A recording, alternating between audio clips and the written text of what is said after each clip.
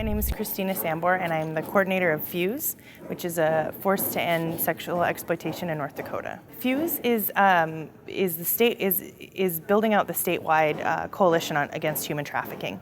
So really, what FUSE is focused on is bringing together law enforcement, direct service providers, interested community members, policymakers, to encourage them to collaborate and form a cooperative model so that we have kind of a cohesive response to human trafficking in North Dakota and to share information across the state.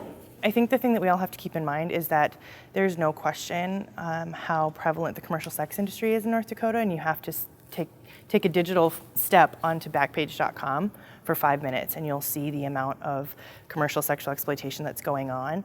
I think when you look at the academic research behind the commercial sex industry, you'll see that the interviews and research bears out that it's an inherently coercive industry.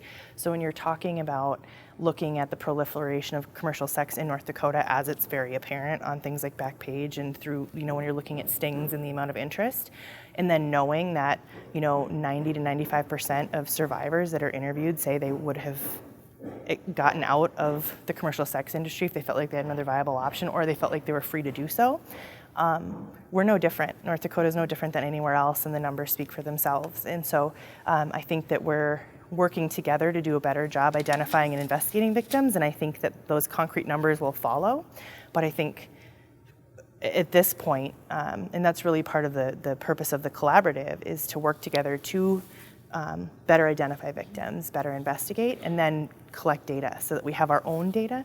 But I think you've got to trust the experience of everyone else with this issue too, and understand that when you have a commercial sex industry that's booming really the way it is in North Dakota, you've got a lot of exploitation going on.